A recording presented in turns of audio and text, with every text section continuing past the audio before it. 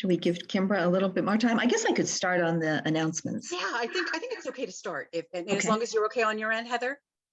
Great. Okay, so we'll call to order the November 30th, 2021 meeting of the Council Policy and Procedures Committee. And this meeting is being conducted in accordance with the City of Mountain View City Council Resolution number 18618 in accordance with Assembly Bill 361. And all of us are virtual with no physical location. But there are lots of ways that members of the public can participate. And I was just going to check and see if we have any. Looks like we do. So obviously, folks can send email to the city manager at mountainview.gov, and those are forwarded to us. And people can also participate via Zoom by clicking on the link that was provided on the agenda, and also by phone. And the phone number and directions are included also on the agenda. And we do have some members of the public here. So we'll start with a roll call of the members. Committee member Hicks. Here. Committee member Ramirez. Here. And Chair Matichak. Here. Thank you. Next item is minutes approval, and these are the minutes from June 2nd, 2021. Are there any comments or corrections to the minutes from committee members? I don't see any hands going up. Is there any input from members of the public?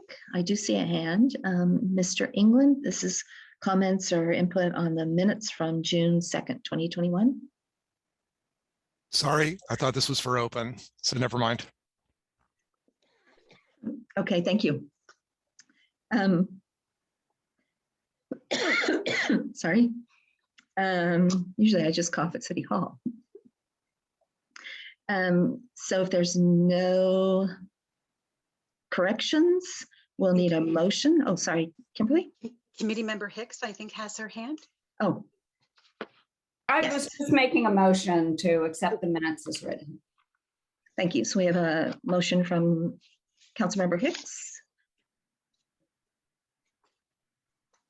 Vice Mayor. Thank you, Chair. I'll second the motion. I will note that I appreciate that the minutes did not include my self-identification as a humorless killjoy, but everything else is correct. Thank you. We could add that. Okay, so we'll do a roll call vote on the minutes since we have a first and a second. Committee member Hicks. Aye.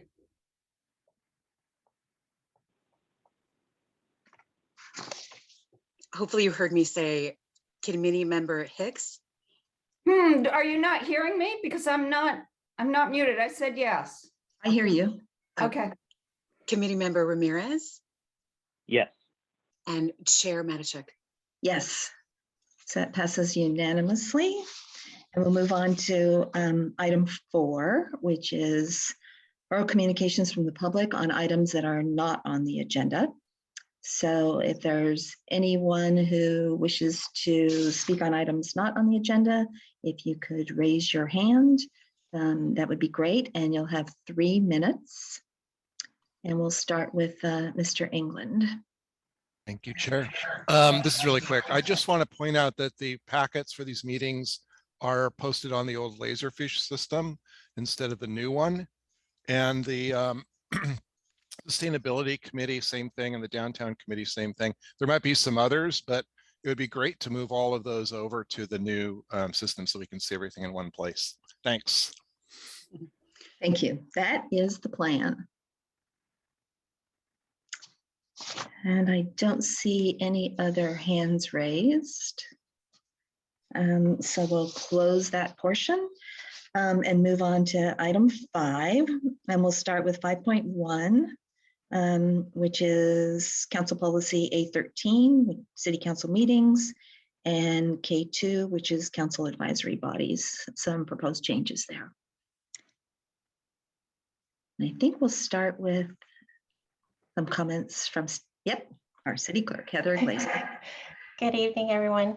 The item before you this evening incorporates language into Council Policy A13 that adds minutes of a brief summary, adds to the minutes a brief summary of direction provided by council on items where no vote is taken. The council referred this matter to the CPPC at its May 25th meeting and only addressed the summary of study sessions. However, since study sessions are not the only items during which council may be asked to provide direction without a vote, staff recommends broadening the language to accommodate any such item. Additionally, at its June 22nd meeting, the council voted to amend Council Policy K2 as proposed by the CPPC, and during the council's deliberation added maternity leave as a qualified excuse for absence. Staff recommends refining that language to more inclusively read family leave for the birth or adoption of a child, and also recommends copying that language over to Council Policy A13 for consistency. So it would apply to the council as well as boards, commissions, and committees. Other cleanup language is outlined in the staff report attachments, such as removing reference to specific months during which the city clerk's office would take certain steps in the advisory body recruitment process to accommodate bodies that have been created by the council that don't run with the calendar year recruitment. We've also recommended removal of language requiring draft minutes to be posted with the agenda on the city's bulletin board due to space constraints. So just a few cleanup items. In conclusion, staff recommends making the changes outlined in the redlined attachments to the report, and City Manager McCarthy and I are available for any questions you might have. Thank you. Are there any questions from committee members? Vice Mayor? Thank you, Chair. I would like to get a better sense of what staff considers direction. So for instance, occasionally at the end of a meeting, when there's an opportunity for members of the council to suggest that an item be added to a future agenda, for instance, sometimes staff will say, maybe not appropriate for an agendized item, but we can do an off-agenda memo to the council. If that were to occur, would that also be included in the minutes, or is that not deemed direction and so not necessarily included? Anytime the council comes to a conclusion by consensus, right? So I think the last time we had that, Public Works Director Cameron stated that she would be providing something to you off agenda, and that was captured in the minutes. Okay, great, thank you. So I had a few questions. I appreciate the proposed changes to these policies. I noticed that in the one on the minutes, that comments from others would not necessarily be included in the minutes. But I have noticed sometimes during public input, it would say the person's name, maybe what group they're representing, if they're a resident, or however they disclose who they are. And then they spoke either in favor or in opposition to. Would that be included or would that not be included? So if you read on in the red line version of A13, it says a record would be made of names and cities of residence, assuming someone provides that information, right? Mm-hmm. And the title of the subject matter that their remarks were about, and support or opposition. So capturing support or opposition, I'm usually looking for something very straightforward. They said they supported it or they said they opposed it. You start getting into really subjective summary of what people have said if you try to interpret their comments as support or opposition. So in the case of just being as accurate as possible, I usually only note that if the person has actually stated that. Okay, thanks for that clarification. And And let's see, those are all the questions I had. Councilmember Hicks, did you have another question? This is my first question. I didn't have questions sorry. before, but that's all right. But the questions that have come up have now I do have a question. I'm just and this is just more how staff operates. I've gotten curious now.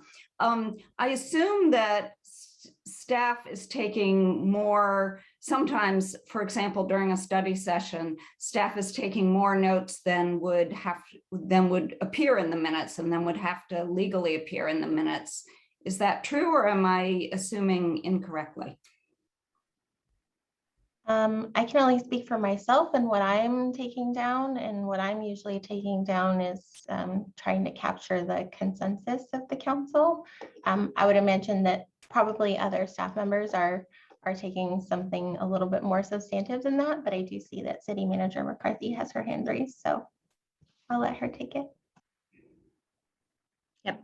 You, City Clerk Glazer and Councilmember Hicks. So yes, I certainly take notes personally of what is said. And I know that when we do have a study session, the staff member, typically the department head or whoever the staff person is presenting, will also be taking notes. But as the city clerk noted, we only move forward on those items that have council consensus of 4 or more votes.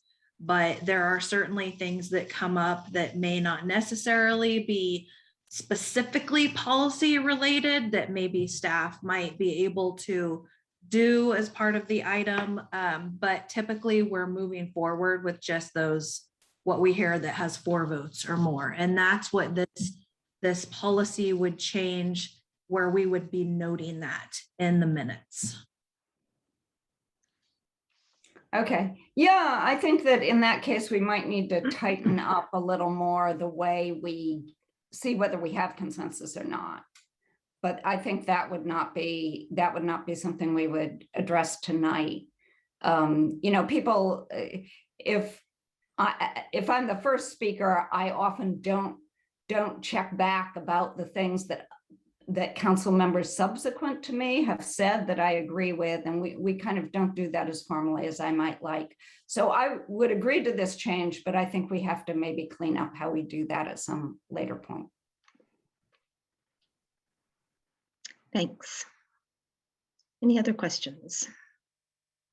Okay, I don't see any questions. I do have some comments, but I'm going to open it up for public input. And you'll have 3 minutes. And Mr. England. Thanks again.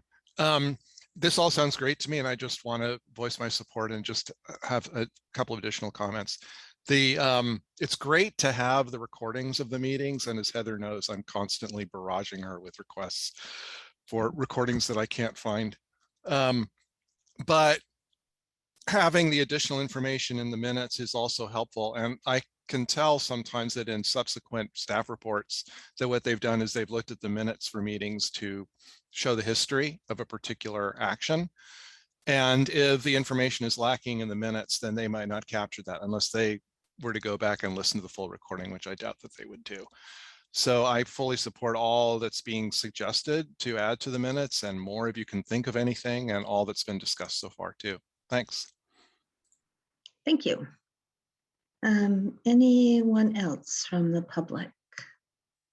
So I don't see any more hands, so we'll close the public input portion and bring it back if you have comments from committee members. Vice Mayor? Thank you, Chair. So I appreciate the modifications as well. I want to echo the concern that Councilmember Hicks shared. It's, I think, part of the reason why several years ago, then Mayor Matichak and other members of the council, I think, had expressed a desire to see the direction that a majority of the council providing in study sessions and similar circumstances reflected in the minutes, so that way we have a shared understanding of what actually will occur. Because we might hear a bunch of different perspectives, some of which are great, others maybe a little bit more outlandish. And at the end of the meeting, there might be somebody who says, does staff have direction? Staff will say yes, and staff will have heard, an eighth perspective, right? Different from the other 7. And I think it got to a point where it might be frustrating when an item returns to the council and we all feel like, well, what I had advocated so, hard for wasn't included. What happened? So I think this is a starting point. Just having that captured in the minutes, I think, is really helpful. But I agree very strongly. I think, it's whether it's the mayor or the mayor's designee, the city manager or the department director, I don't have a strong feeling, but I do think making sure that everybody is on the same page about the direction that we provide, and some mayors may want to be a little bit more, I don't know what the right word would be, didactic, I guess, where, I heard this, is there support for this, and just go through the line of every new idea that was introduced to make sure that we've captured every idea and that every member of the council has been given an opportunity, at least through a straw motion or something, to share their support or opposition to an idea. At any rate, however we do that, I think, we could probably leave at the mayor's discretion at the time, but just making sure at the conclusion of the meeting, we all know what staff has heard. Staff agrees that, this is the majority will of the council, and there is no surprise when an item comes back to the council in the future, because we all know what we've shared, or there's a shared understanding of what the direction was. I think that's sort of the desired outcome here. So I'm okay with the language and the policy. I think I feel like we'll see how successful this is over time. If we have to tighten up the language later on, I'm very comfortable with that. But right now, I feel like staff has a good sense of what the council is hoping to achieve, and I think this is a good starting point. So I'm happy to move the staff recommendation. Thank you. Thanks. So, Councilmember Hicks. Well, I was going to second it with the same caveats that I would like to continue to work on making sure we have mechanisms to really capture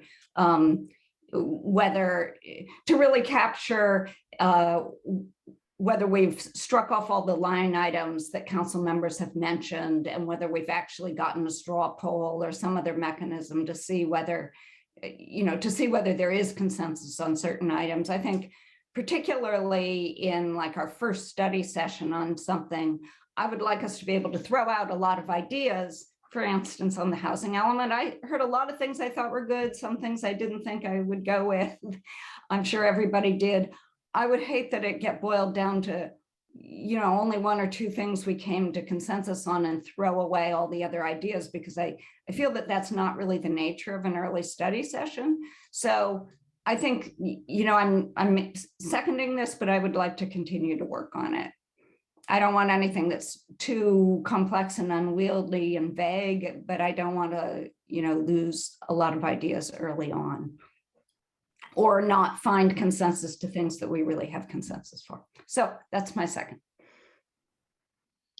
So I guess the one thing I was thinking when it came to this is, I was wondering if in the wording, we should make it clear that what goes in the minutes is what's the direction provided by the council majority. But there are lots of other comments that staff captures that they might still take into consideration for when the topic comes back to us. But I feel like what goes in the minutes should be what the council majority has said. Because I think part of the concern was there were so many things at previous meetings discussed that without coming to an agreement on what the council majority said, the council didn't necessarily know what the majority direction was, and staff didn't know what the majority direction was. And some council members at the end of the meeting were like, what did we come away with on that, which I totally understand when you cover such a broad topic. So I guess I was thinking this should really say the direction provided by the council majority shall be recorded. I'm wondering how my colleagues feel about that. So if that's a friendly, I'm happy to accept it. Yes. It is a friendly amendment. So Councilmember Hicks, are you supportive of that one little word addition? Sure. Thanks. And it might be in more than one location. I'm quickly trying to look through the red line version here. Is it just in one place, Heather? Okay. Yeah. So on page 18 Mhm. of the packet. Of the packet, yeah, it's page 6 of 9 of A13. And where it says right there at the end of the addition, in the case of items where no vote is taken, a brief summary as stated by the mayor or the mayor's designee of direction provided by the council majority shall be recorded. Is that what you were? That thinking? is, Okay. Yep, it is, thanks. Okay, so if there is no other discussion or no other comments, we can take a roll call vote. Except you're on mute, Kimberly. It's so tough to remember all this. We had to have that on the record. Committee member Hicks, Yes. committee member Ramirez, Yes. and then Chair Matichak. Yes, thank you. So that passes unanimously. Thank you. So then we'll move on to item 5.2, which is Council Policy K5, Public Art and Capital Improvement Program Projects. And I believe, I've got so many things open here on my screen. Public Works Director Cameron is going to talk about this one first. Thank you, Chair Matichak, Public Works Director Don Cameron. I would like to introduce Ray Rodriguez, a Senior Project Manager, who will take you through the presentation.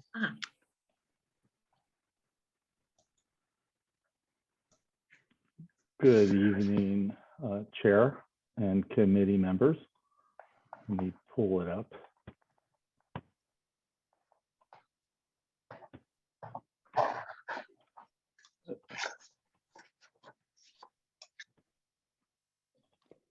Okay.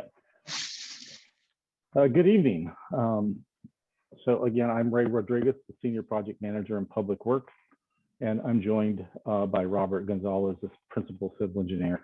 But Don is also obviously available for some questions at the end. So I will run through this presentation quickly. To start with, there's quite a few slides here, but I'm going to go through them fairly quickly.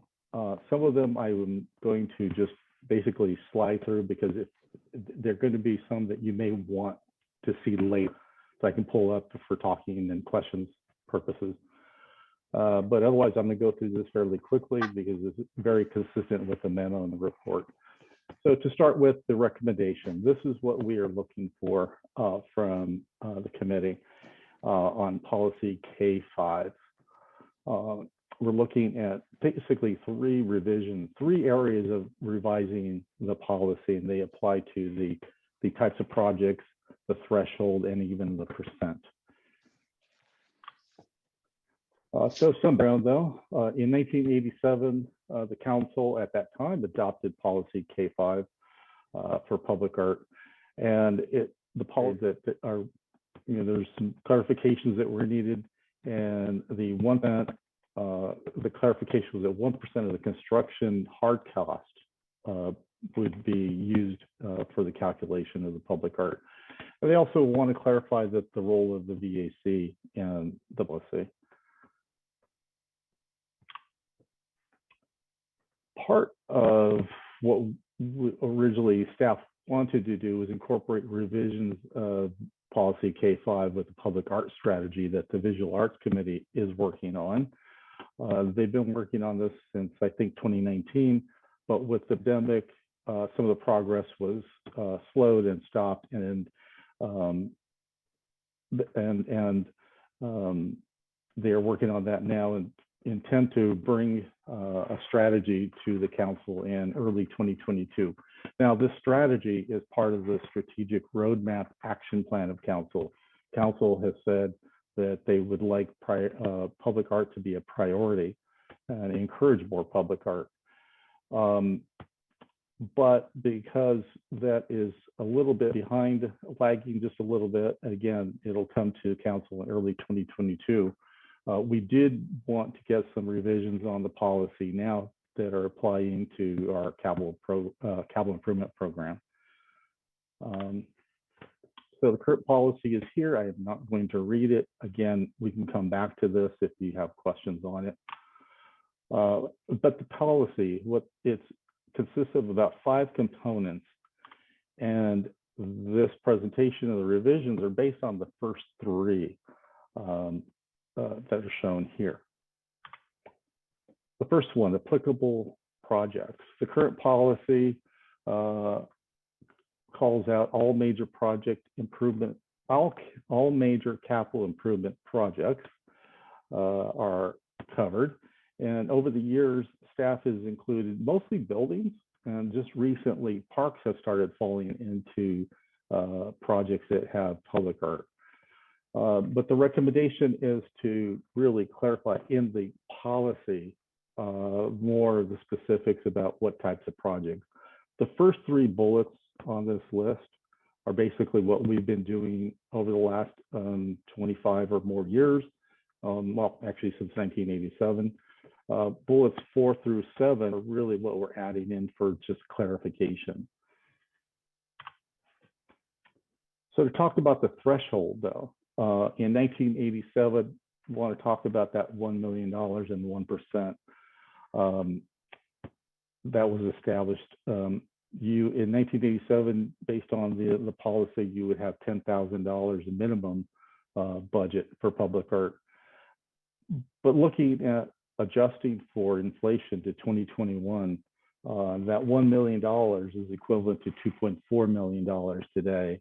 And at 1%, there would be a minimum budget of $24,000.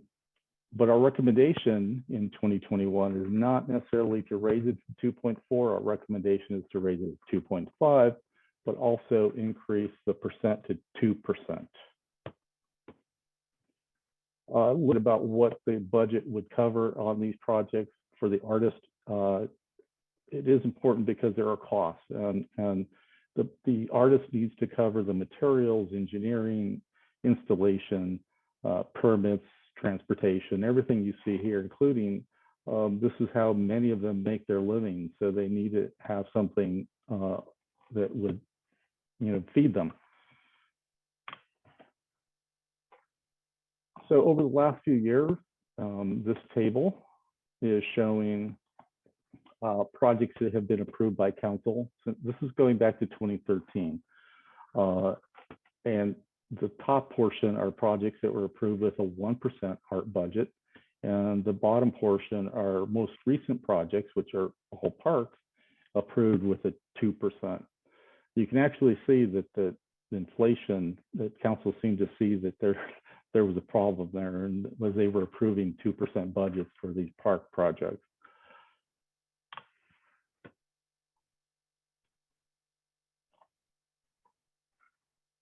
So I want to focus on the recommendation, the 2021 recommendation of $1.5 million and the 2%. Now that's the low end. What happens with some of these other projects? These are projects that they're down the road. These are not approved projects yet, but they're in the works. And you can see with these larger construction budgets that taking either 1% or 2%, there will be very healthy public art budgets. And because it's very challenging to fund these types of projects already when you're talking about $100 million or $200 million, and there are other competing demands for the funding sources. And so our proposal is to set a cap of $400,000. We are okay with the 2%, but proposing a cap of $400,000 on any project. However, really over the years and even coming up in the next 5 years, the majority of the projects are either at $20 million or less already. So it's not affecting a lot of the projects with this change. Table 2. This is the list of these projects that are coming up in the next 5 years. The estimated construction budget is the column there in the middle. And then what we're showing on the right is the anticipated art budget based on 2%. And so there's quite a few here. The top one being capped at $400,000. And on this table, these are all capped at $400,000, but there's quite a few projects coming up in the next few years. We did take the proposed revisions to the VAC earlier this month. They commented on the applicable projects. They suggested that the applicable projects should include trails, public plazas. They also commented on the $400,000 cap. On the threshold, they seem to be okay with 2%. We did not get the consensus on the $1.5 million. The staff is recommending that. And finally, the next steps after tonight, your direction. We will, as soon as we and you are ready, we can take this to the full council for consideration. My last slide is back to the recommendation on these 3 bullets. And I do actually have another slide with the exact language, but this is the recommendation that we're looking for. And that concludes the presentation, and we're open to your questions. Thank you very much. Are there any questions from committee members?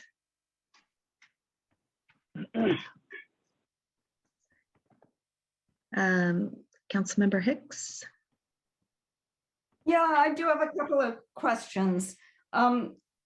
First, I'm wondering how the public art strategy is going to interact with the decisions we make tonight. And I guess that may be a vague question.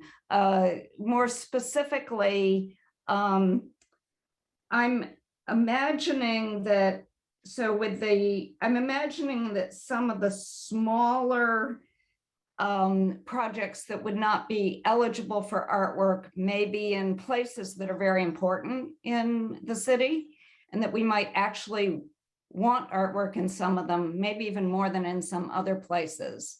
I'm also imagining that the public art strategy, maybe I'm not fully understanding it, but I'm imagining it that it might pick out some of those places.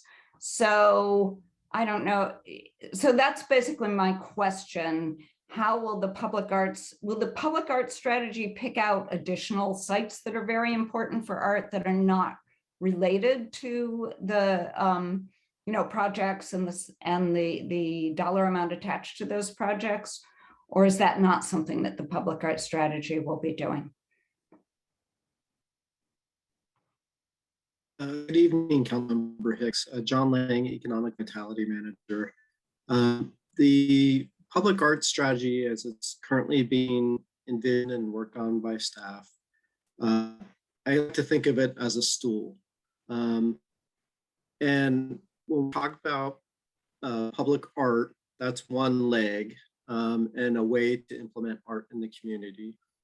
Another part of the stool that we are working on and developing is a private side allocation of art. So right now, the city only has public art, but what can we do with private art from private development? So getting to your point about having art in other locations, not just specifically related to public projects. An additional component of the public art strategy is also looking at a donation policy. would people like to actually donate or gift art to the city, and identifying where that is appropriate.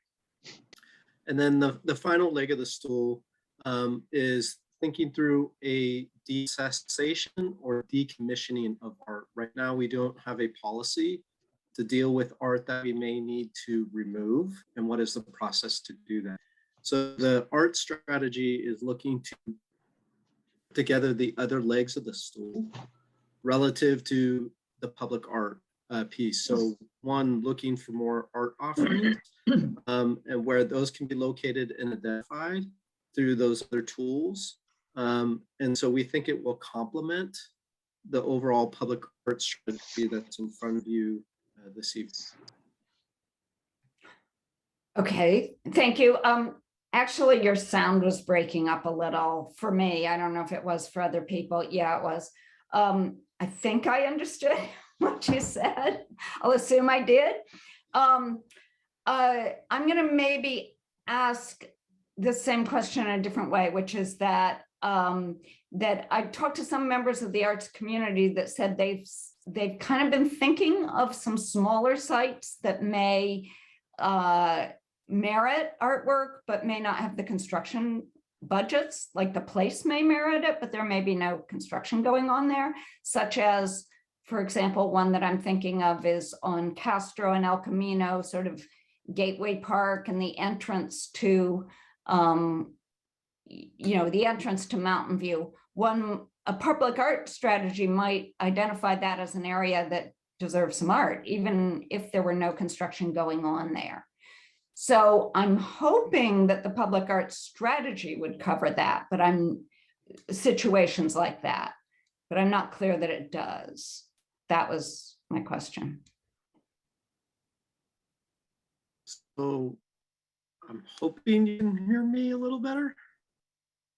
A little bit. Okay. I may have to jump off, and I think Tiffany may be in a position to answer this, but I will try it and see how well this goes. So once again, part of what we're solving for on the private side is, much like development projects can pay in lieu fees, one of the things you can do on a private side is create an in lieu fee. So we could actually create an art budget and do those types of smaller pieces, but that would come through the private side of that one other leg of the stool on the private side. So we are working on a policy to support private development, whether it be through in lieu or actually private side implementing and developing private public art, or art that's made available to the public. Okay, so I'm trying to see if I understand this, because you're saying in lieu fees from private developers, and that fund could be used anywhere that's chosen, not on private developments necessarily, but for example, on a site like the Gateway site, which is a public site. Okay, then I have a last question, which is actually somewhat related to that, which is, when an art project has a particular budget and the artwork that's selected for that space comes in under budget, what happens to the additional unspent money? And could it be put in what does happen now? And could it be put in some sort of like in lieu fee related bucket, in some bucket for other projects that might go a little over, or that might be like small projects that have no budget? So the basic question is, what happens to excess money that's not spent after allocated? Right. So Robert Gonzalez, Principal Civil Engineer. So currently what happens with the CIP project? So this policy is specifically related to CIP projects.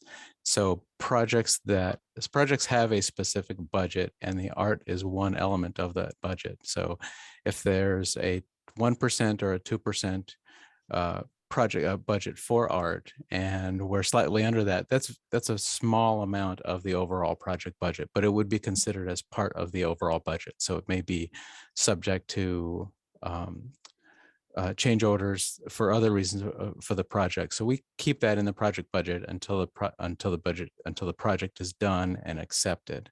And at that point, it looks like Director Cameron might have some clarification for me. Yeah, and I also think we need to consider the process by which public art is selected and approved by council. There's actually, and Business Development Specialist Chu can jump in on this if she needs to, because she has guided so many of our CIP projects through the public art selection process. But even before we come to council for approval of plans and specs to advertise a construction project, either at that meeting or before that meeting, we've brought forward to council the artists and art selection for approval. And that includes the amount of money that is that will be spent based upon their proposal. So we come in and we say, there is, before it was 1% of the budget, and let's say it was a $5 million project, 1% would be 50,000, and we say there's a $50,000 art budget. Here is all of the Visual Arts Committee did all this work to solicit proposals, weed through them, and they come forward and bring to the council a recommendation. And in my time here, I've yet to see a recommendation that uses less than the art budget. And so that's already pre-committed before we even go out to bid on the construction project. And there's already an agreement with the artists of how much we're going to spend. And, I've never seen the artwork be something that is time and material basis or anything else that would cause it then to come in for less. I don't know, and I can't speak to if on occasion we ran into a few unanticipated costs that if we did, the project would have just covered that through its contingency funds. So I invite other staff members here that have more experience with this. Have you experienced any time where we committed less than the full art budget? Good afternoon, council members. Business Development, Tiffany Chu. For a majority of the projects, yes, the public art projects come at the 1% or the council directed budget for public art. We have had one project that has come in under budget. That is I believe it's the Mora Park project that came in under budget, but I believe that was reabsorbed back into the park budget. But when we go through the selection process, the budget is upfront, and committee members, the Visual Arts Committee selects the art with the budget in mind. Yeah, so that I actually talked to members of the arts community who said something like that. They rarely come in under budget, but they did also wonder if there was some incentive to not come in under budget because there's no place where that money could go if there were, but this may be part of not tonight's meeting, but the public arts strategy, some way of having a fund where that excess money could go. Anyway, that's not on the agenda for tonight, though. Thanks for clarifying. Thanks. Vice Mayor? Thank you, Chair. I appreciate the questions from Councilmember Hicks because they inspired some of my own. Trying to get a better sense of how the public art strategy will relate to Council Policy K5. Will Council Policy K5 remain distinct from the public art strategy, or will the public art strategy basically become the council policy? So we envision K5 to just be an element within the public art strategy. So once again, there's the policy that dictates how we will do public capital improvement public art. And then the public art strategy really addresses all the other elements of the private side in lieu decommissioning of art. So it will work together, but the K-5 will kind of stand alone and really provide the direction on how we're addressing capital improvement projects and funding art through the CIP budget in that way. So it's just as I like to say, once again, it's one of the legs of the stool. It doesn't make up the whole stool. It's just one leg that will wrap the strategy around. And then elements of this strategy can also help address some of the issues that may arise in some of these capital improvement projects. For instance, the Rangstorff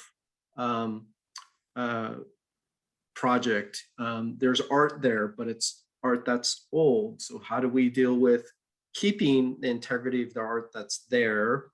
Or how do we maybe have to get rid of some of the art? What is the process for doing that? Making sure that we have a process to do that that's fair and reflects the needs of the community, either because of life safety issues or disrepair, or it's too costly to maintain. So those are going to be some of the other elements that will help inform the CIP public art piece. Okay, so I'm curious about there are I don't know if you want to call them capital improvements, but there are projects that don't quite fit neatly in any category like POPAs, right? So they're parks, but we're not paying for them. And it feels like a missed opportunity not to integrate public art in a POPA. So is that something that would be covered in the public art strategy? Is that something that we might want to reference in this context because it's an alternative mitigation to a capital improvement that might be eligible for public art? How do we think about public art in those kinds of contexts? That is a great point, and I think staff's initial thinking was one, by able to creating in essence this lieu and this in lieu fund and creating kind of a fund. Where could we start to deploy art? So I think a big part of this will also be creating kind of an inventory where we could actually have art and deploy art. Art isn't necessarily going to go everywhere. It doesn't always make sense to have art in a lot of different places. So we need to be thinking strategically. We also need to think about the maintenance of art. There is a considerable amount of time that goes into maintaining art. And understanding what it takes to maintain the art. So those are all pieces we have been starting to vet internally. But as we bring the public art strategy, this is some of the feedback we're going to want from both the VAC, from council, in helping shape this and make sure we're not missing some of those pieces as we go forward. And we'll certainly take the feedback tonight and as we're building out the public art strategy. Okay, but for the time being, this is pretty narrowly scoped to public capital improvement projects where we're providing the lion's share of the funding, I guess. Okay. And what's being brought to you tonight, as we said, is just focused on the capital improvement program. And the reason we're bringing it forward is we've now gone to council a couple times with a project and it has a 1% art budget, and we hear, wait a minute, I thought we were doing 2%. When are we going to do 2%? And that really came to a head with the Rangstorff Aquatic Center, which was based upon 1%, which is the current policy. And even the Visual Arts Committee was, ended up, didn't say it to staff, but said it to certain members of the council.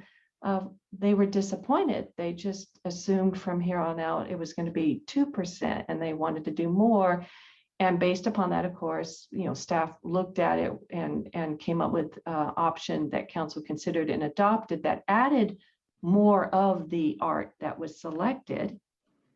But this is the type of thing that can really slow down a capital project. I mean, we were very fortunate to be able to come up with that solution and not have to delay get the Rangstorff Aquatic Center and getting it out to bid. But staff, we really can't have that happening because it can delay projects. So we really want certainty and knowing what our 5-year CIP calls for. And that table 2 for you in that memo is just a sample. It's the ones we could immediately identify that would qualify for public art under what we're proposing, including applicable projects. But, you know, I was looking at the unscheduled list. I know other things that are coming online. There's more parks that are going to come online. We don't yet have in the CIP. So there's going to be a lot more of this. And so we decided we really do need you to consider revising the policy up for the CIPs so that staff has clear direction as we move forward in design with our capital projects. And then, you know, as asked, the public art strategy, which is a much broader approach to public art for the city, can then build around that. And then if as part of the public art strategy, council also wants to discuss, you know, yes, maybe, you know, by the way, I hope you noticed that on table 2, the dollar amounts for art were significantly higher than we've ever shown for art if you looked at table 1. So yeah, maybe there is a possibility that you say for this particular location, maybe that's a very high investment in art, maybe do something less. And, you know, maybe that other money could go towards another location. Those are all things that we would prefer be discussed on the public art strategy overall in a larger framework, and we can adapt based upon that discussion. But by considering the recommendations staff's put before you tonight, it will give us direction for our current projects that are starting design, and we can work from there. Great, thank you. That's helpful. The last question, is a parking structure a building? Would that qualify for public art? Yes, a parking structure is a building. Okay, just checking. Thank you. And thank you. That one should have been listed in the parking structure. Yeah, thank you. Great questions. And I appreciate hearing about the public arts or the art strategy. I was wondering if, and I'm not sure I'm going to use the right terms here, so bear with me. You know, sometimes when you see a large expanse of concrete and it's got, I would say, art built into it, like a design of some kind, is that considered art, or is that considered part of the project and it wouldn't take away from the art budget? Robert Gonzalez, Principal Civil Engineer. So that is most likely going to always be considered art, particularly for CIP projects. CIP projects are designed and established for a specific purpose, whether that's an aquatic center or, you know, when we built the MOC or a community center. And the art budget was intended for that kind of external facing public art. So yes. But being public art means that it went through an art selection process, which means it's being uniquely designed for that project. Chair Matichak, I think I know what you're thinking of. I've seen this on sound walls and retaining walls, and you can see it in multiple places, and it's kind of like a standard design feature. You know, it's just a design feature. That would not necessarily rise to you know, public art. If it didn't go through an art selection process where an artist was designing it and it was unique, it's not public art. That's the public art process that's in your policy, K5. That's how we're supposed to spend the public art. Are you thinking of like a texture? Yes, exactly. I think she was thinking about a texture, which you know how you can just select the different ones and or they might have. Yeah, sometimes like it's a design in it, but it's not unique, and it wasn't designed by an artist.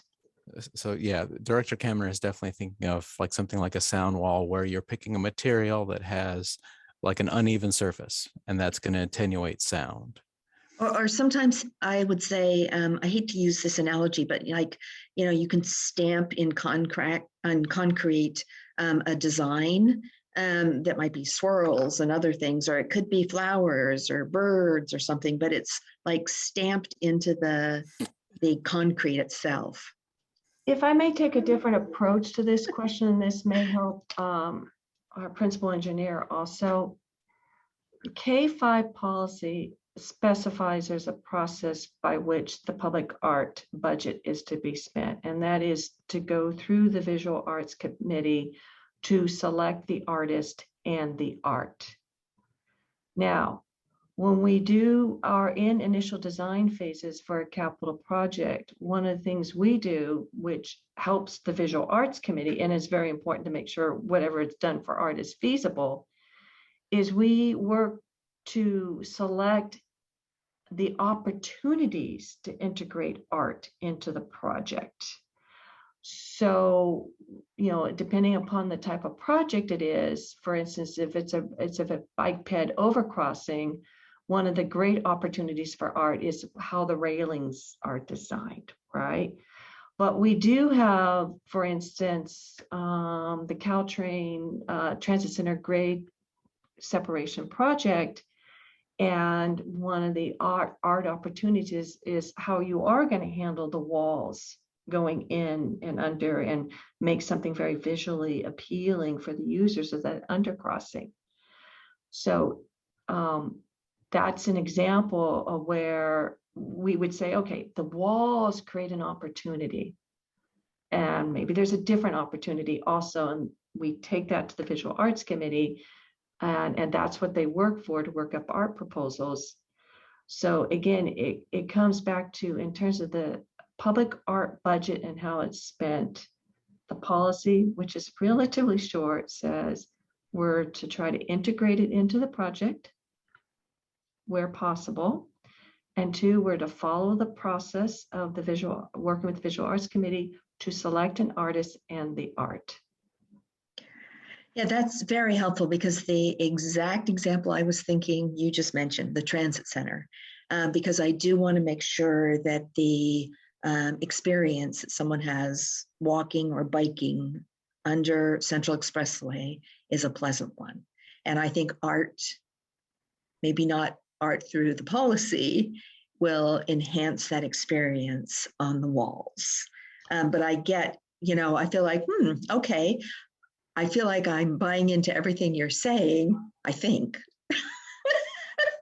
It sounds like all the right words.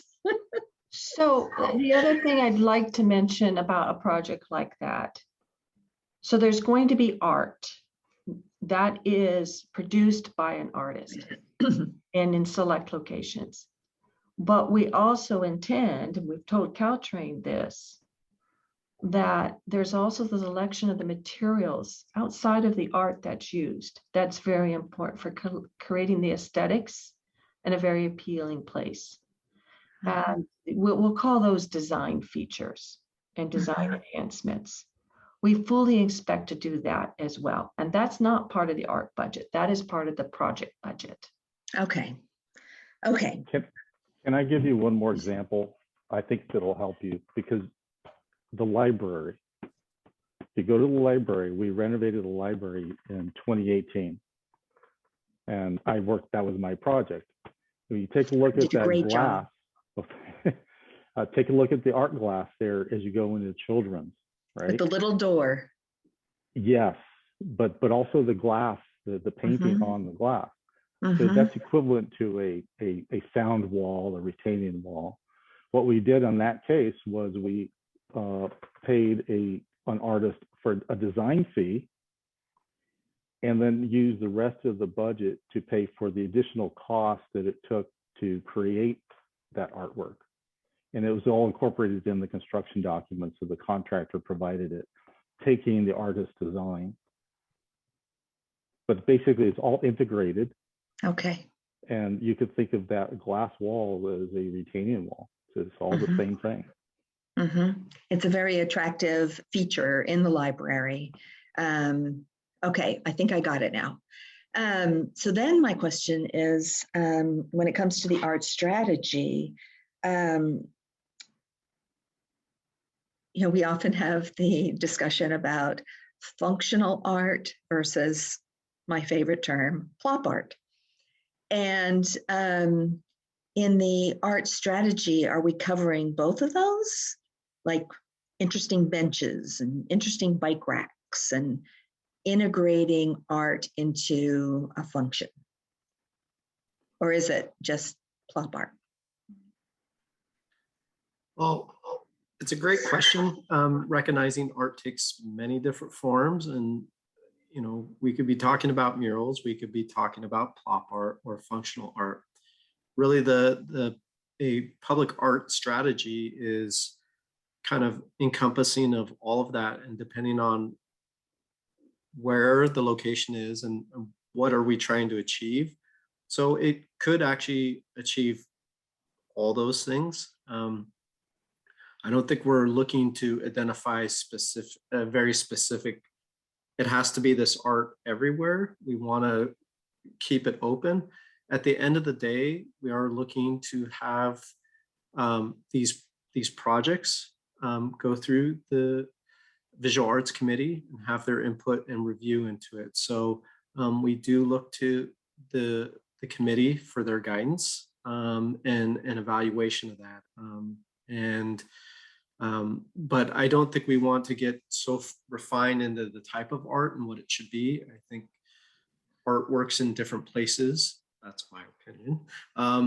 So, recognizing, I think we want a little bit of flexibility in that, but we can certainly better define that in a strategy of what, we would prefer a focus on these kinds of things. For these types of projects, we could certainly identify language in a strategy like that. Okay, and the strategy is coming to the council before it's finalized for input? Okay, Yes. okay. Thank you. This has been a very educational session. Appreciate it.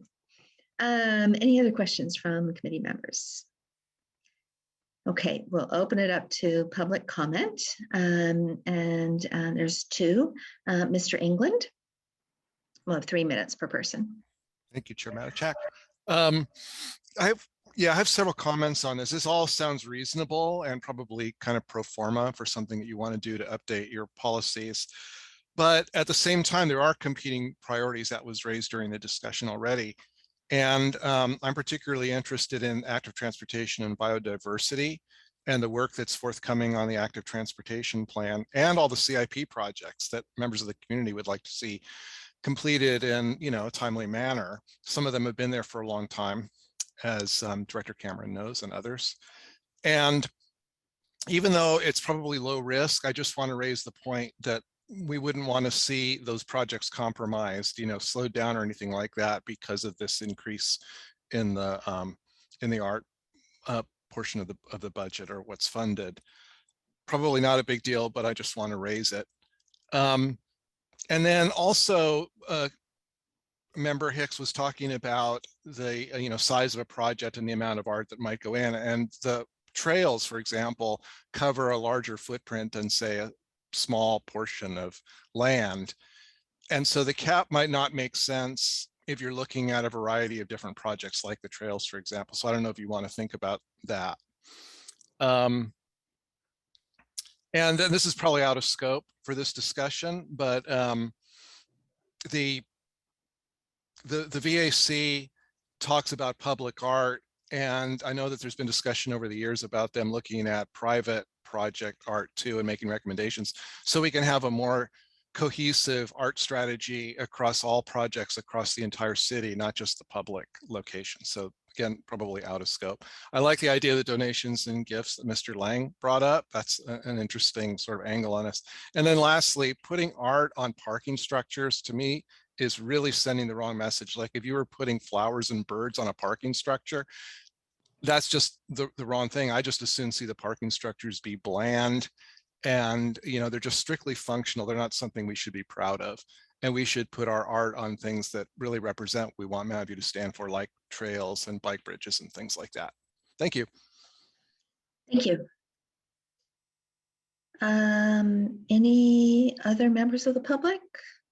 I saw a hand, but now it looks like there it is. Mr. Cup. Hello. Hey, can you hear me? Yes. Okay, great. So nice to see you all tonight, and this is a great discussion. I just had a couple comments. I just wanted, I hope you can expand the locations to include bike and pedestrian paths, all of them. I'm not sure if that's clear in the language as it is.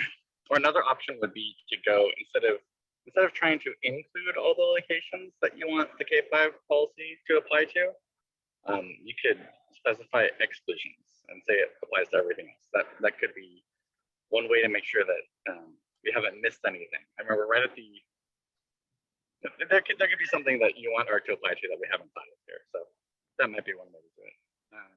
And I wanted to bring up a couple examples of different public agencies working with cities to bring public art to their projects. So I got an email from a San Jose public art committee member who let me know that BTA recently paid $500,000 for public art at Berryessa Station in San Jose, which I thought was really awesome. And San Jose is also doing art in new BORC stations.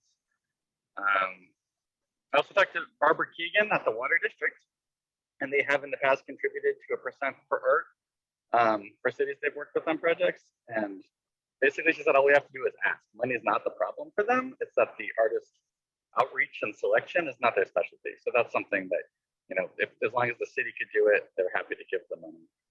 So all that is to say, we shouldn't limit ourselves to only city-funded projects. Maybe we can't require these other public bodies to contribute a percentage for art, but we can at least ask. And oftentimes the answer will be yes. So that was my main point. Also, kind of as an aside, maybe with that hard cap of 400K, you can make it inflation adjusted, just so that it can increase a little bit over time. And I think that 1 million is enough if you have it at 2% for some good quality public art. So recently, the Visual Arts Committee was able to provide art for about that amount, $20,000 at Mora Ortega Park. So if you could consider lowering that minimum before K5 policy kicks in to 1 million instead of 1.5, that would probably help make sure you don't miss any pocket parks or little micro projects. Just some things to consider. But thanks for listening, and thanks for caring about public art. That's all. Thank you. And I don't see any other hands. So we'll close public input and bring it back to the committee for any further questions or comments. Vice Mayor Ramirez. Thank you, Chair. I did have a quick question that came out of the public comment. So I am interested in better understanding major cross-jurisdictional projects, and what comes to mind, thinking about the Water District, was the McKelvey Park Water Detention Basin. So would a project like that be eligible for, under Council Policy K5 if it's, for instance, a Valley Water-led or ETA-led major capital project? There's obviously city collaboration. How do we handle public art in projects that go beyond just the city of Mountain View? So I'll start by saying that these are special cases where we would have to, consider them as they come up. It's not that frequent. We have a major large project in partnership such as McKelvey Park. Definitely was interested to hear what the member of the public said about Valley Water being willing to contribute funding towards public art when they're doing a major project if we just ask. So we'll keep that on our radar screen should they be coming to town again to do another major capital project. Because happy to take their money and work through our art selection process. We are going to be facing a similar situation with the Bernardo undercrossing, the bike pit undercrossing of Central Expressway and the Caltrain tracks. As you know, that is it's now a three-party partnership to deliver that project. VTA is providing the lion's share of the money through Measure B Bike Ped grants towards construction. It's been selected, and they're going to actually take over management of the project when it goes into final design and construction. But both Sunnyvale and Mountain View are expected to contribute to the cost of that project because it's right there on the border and portions of it will be in both cities.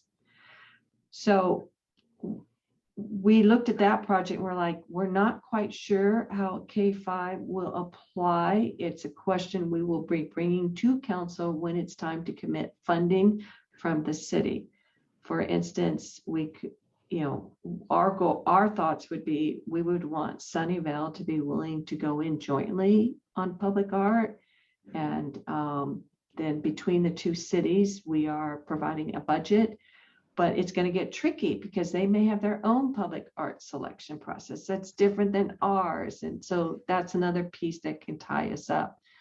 So we have it on our radar screen. We just thought we would cross that bridge or go under that undercrossing when we get to it. And we do know it needs to be discussed because we would like to see art in there, and we don't want Mountain View, the construction cost is 20 million.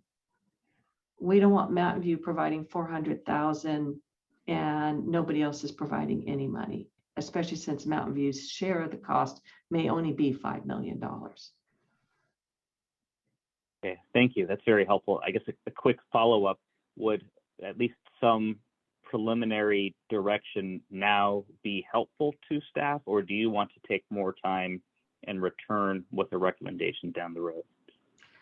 I think it would be better if you let us return with a recommendation down the road, unless you're not interested in us pursuing this. Our goal would be to have a real discussion with City of Sunnyvale about, we want public art, what's the process, and agreeing that each city is going to contribute towards it. Got it. Okay, thank you. Councilmember Hicks.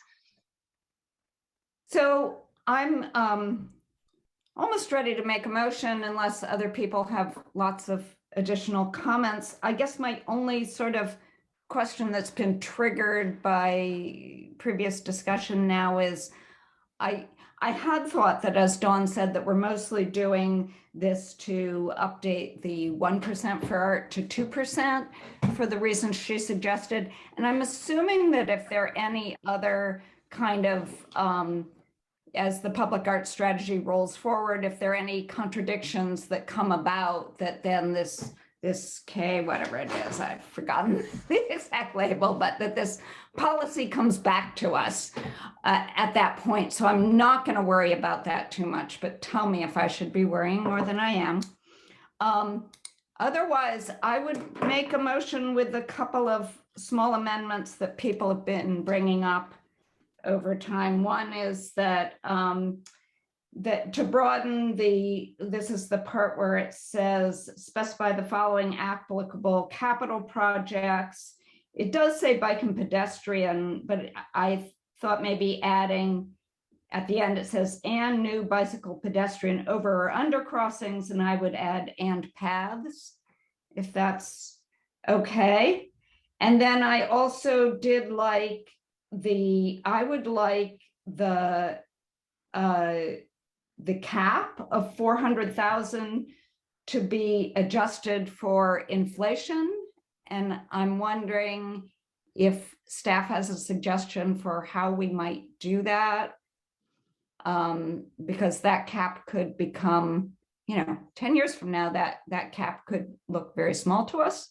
So I don't know if there's a regular way of updating that. And then I would be into increase the project construction hard cost threshold for determining applicable CIP projects to 1 million to cover somewhat smaller projects. So those were my 3 proposed changes. And the inflation one, I'd like some suggestions on. Yep. Director Cameron, do you want me to start? Well, if you have a suggestion, I have an idea too, so you may hear some competing things, but go ahead. Well, so in terms of inflation, we can certainly add that. And policies are reviewed regularly. We can put this on a calendar so that we look at it every 5 years, every 10 years, to see if inflation is appropriate. I would tie both numbers, both the floor and the ceiling, to inflation. I do have concerns about lowering the lower limit from 1.5 million to 1 million. The type of project you get between 1 million and 1.5 million are typically smaller in footprint, smaller in scope. They very often have a very precise budget, and there's not a lot of room or time for staff to incorporate artwork. So I'm a little concerned of that. Something like a bike path, well, I need to be more specific about that, because if it's a bike path within public right of way and I'm putting it on Ringsdorf, that's a much different project than an extension of a bike trail. So I would like to add on, when you say path, I think trail. It's called a Class 1 bike ped facility, which is basically a trail that is not in the road right away. Okay, I'll take that off because I do see it does say trails here. It says trails and extensions of trails. Yes. That would be good. I would like to, in terms of adjusting the cap for inflation, absolutely. But I agree with thinking along the same terms as Principal Civil Engineer Gonzalez, that it would be, we would just set something that says it will be adjusted every 5 years. Or something like that. Adjusting it annually will be too hard for us to keep up, because we need to make the adjustment, and then every project that is starting design after that works with that adjustment. Of course, it's just the big picture project, so we'll work that out. But generally, for something like this, it would be better to say you're just going to do an adjustment every certain number of years, but So it will be based on inflation. An adjustment every 5 years based on inflation would be fine. Okay, good. And then so lowering it to 1 million, I'd like to see what other council members think, but I would be willing to, if those seem to be projects that are generally too small and problematic, I would be willing to save that for the public art strategy, to look at key smaller projects. That would be an alternative way of doing it.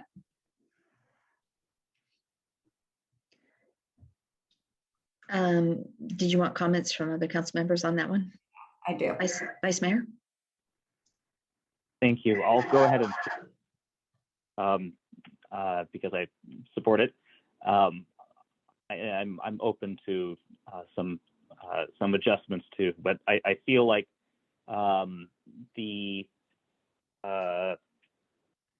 so sorry, I had a question about whether we had some discretion if for instance it's technically challenging or there are some operational impacts to incorporating a public art budget for small projects. So at the $1 million range, for instance, would the council have discretion to say, maybe we're not going to incorporate public art in the context of that project, but we could put that funding aside in a reserve for public art that could be used at another location or to achieve some other purpose related to public art? Is that within our ability?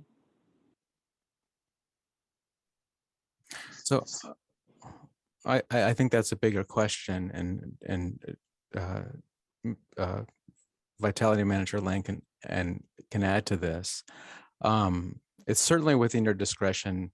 For example, the Ringsdorf Aquatic Center was one where you had you took discretion and adjusted a specific project budget.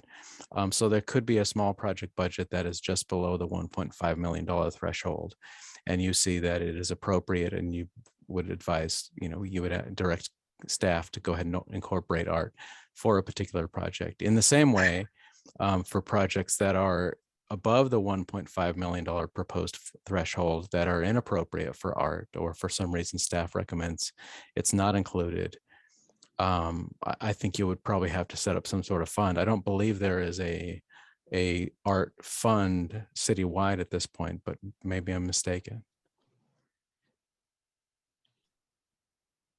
I'd like, again, we wanted to keep the policy simple and straightforward.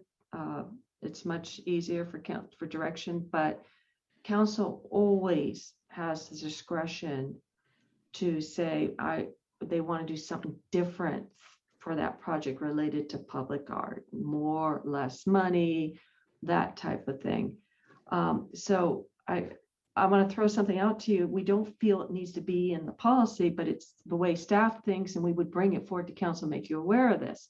We have a project in North Bay Shore where staff has already actually talked to the Visual Arts Committee about this, where because it's for the fire station, the new training facility, there may be limited ability to provide public art that the public could truly enjoy if it was built into that project. So there was some discussion of, we'll take that public art budget, and we have another project coming up in North Bay Shore that's going to have public art, and maybe we give it extra money and we do more. And that's actually in Shoreline Regional Park, where you could get more opportunities for the public to actually enjoy the art. So we do try to think in these ways, and we would bring forward those concepts after we discuss it and work it with the Visual Arts Committee.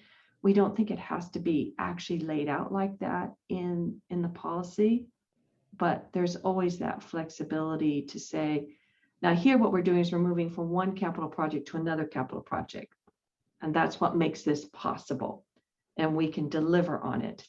We're going to depend upon the overall public art strategy, that if it ever sets up a fund that might start delivering art separate from our capital projects in other locations, then that can be discussed under the public art strategy also. That's helpful. I guess I don't want to, I agree with Councilmember Hicks. I don't want to lose out on the opportunity to include public art, for instance, in small parks, in neighborhoods that may be underserved, right? That might be the opportunity to get some public art incorporated where otherwise we might not have the ability. So I'm open to, it sounds like there are a lot of different potential solutions. I would support keeping it at 1 million. I would support splitting the difference, putting it at 1.25 or something, or maybe having a minimum, so 2% or 25,000 or something, whichever is greater. But I think capturing the spirit of the intent, which is to deliver public art in areas where we might not otherwise have an opportunity.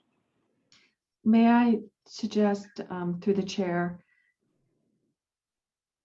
although I appreciate staff's, and I agree with them that 1.5 million would make the sense in terms of it's not even a major capital project anymore at 1.5 million. It's smaller than that. Keeping it at 1 million, we can work with that. What it does mean is if we have a park, one, I really will be surprised if any mini park project comes in for under 100.5 construction anymore, just because of how construction prices have gone up. But if we have one that comes in at 1.4, we work with it. And if staff has serious concerns about because the project only has a construction cost of 1.1 million, and it's a qualifying project. Remember, it needs to be a qualifying project. We can come to the Visual Arts Committee and the council and say, okay, it's only $20,000. We really don't think it'll work here, but would you like to transfer it to a different project or something like that? In other words, as the Public Works Director, I'm saying I don't want the 1 million versus 1.5 million to be what brings you to a stop tonight. I'm going to take a turn here. I agree with in adjusting the cap every 5 years, and it would be for the inflation over the past 5 years. And I kind of had similar thoughts about leaving the size of the project at 1 million rather than increasing it to 1.5. So I appreciate the flexibility there. I guess, and maybe I read this incorrectly, but I feel like I read somewhere that there was a minimum of 30,000. What was that for? The 30,000 was an example of if you raise the threshold to 1.5 million, 2% of 1.5 million is 30,000. But if you keep your threshold at 1 million, 2% will be 20,000. Yeah. That's what it was. Okay, thank you. So I was wondering, based upon some comments tonight, while I know we don't have to put it in the policy to say, you know, council always has the discretion, sometimes in policies we do say, like, or alternative mitigation or something like that at council's discretion. And so I kind of feel like maybe I would like it in here in the area that talks about, let me see if I can find it, the projects that, the expanded list of projects. Should we also add there or other projects at council's discretion? Would that make sense to do? I'm looking at my colleagues and they are not either shaking their head up, yes or no. Any thoughts on that? I'm fine with it unless anyone has some objections, and unless anybody wants to stop us from doing something stupid, I'm fine with it. Okay, so I guess I'd like to add that as a friendly amendment to the motion. Just in case. Okay, so we have a motion and a second. And it looks like the only two, well, we're leaving it at 1 million, adjusting for inflation and adding the words at council discretion for the other projects. Anything else? Any other comments from staff on those? I feel like this has been a really good discussion, which I really appreciate. Okay, then we'll do a roll call vote. Committee Member Hicks. Yes. Committee Member Ramirez. Yes. Chair Matichak.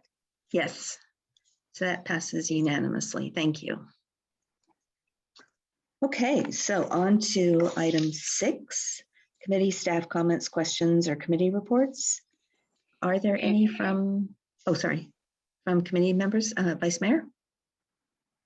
I have a request, but I'll go after Kimberly.